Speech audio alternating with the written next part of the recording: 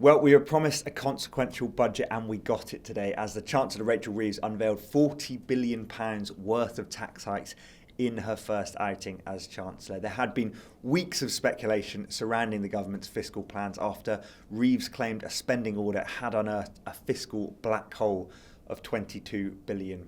So, what was in the budget to fill that hole? Which taxes have been lifted? Well, that £40 billion figure marks the second biggest tax rising budget in history, forecast to take the country's tax burden to its highest level since records began, with a series of sweeping charges across the economy. This includes increasing national insurance tax for employers. This is the big revenue raiser in this announcement and will make up around £25 billion of that total £40 billion figure. We've had an increase in capital gains tax revealed today, the lower rate of capital gains tax moving from 10% to 18% and the higher rate moving from 20% to 24%. This was, however, some way below some of the worst fears over the past few weeks. There was talk at one stage of that rate nearly doubling to 39%. Rachel Reeves did also unveil a sweeping overhaul of the inheritance tax regime today and an easing of some exemptions to that charge. The headline change there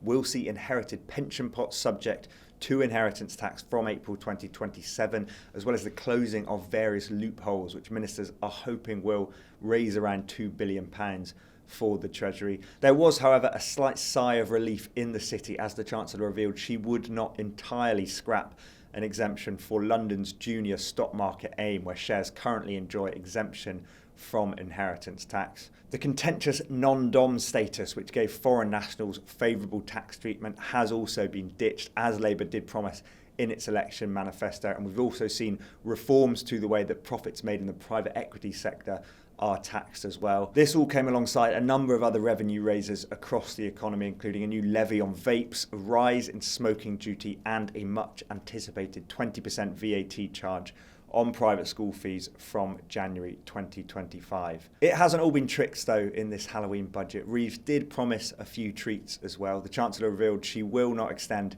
a freeze on income tax thresholds announced by the previous government. These will now end in 2028 to 29 and will be uprated in line with inflation after that. And in what she said was a bid to protect working people, the Chancellor announced a 6.7% minimum wage increase to £12.21 an hour. £11.8 billion was also set aside to compensate those affected by the infected blood scandal and £1.8 billion for victims of the Post Office Horizon scandal. An increase on fuel duty next year has been ruled out, with Reeves saying it would be the wrong choice for working people. She has instead extended the freeze for a year and will maintain the last government's 5p cut. And in a welcome surprise for punters at the pub, Rachel Reeves said she'll be cutting the duty on draft beer by 1.7%, saying it would lead to a penny off the pint at the pub. Here at City AM, we'll be trawling through the budget over the next few days to bring you extensive coverage and analysis of all the latest announcements and what they mean for you. Head over to cityam.com for more.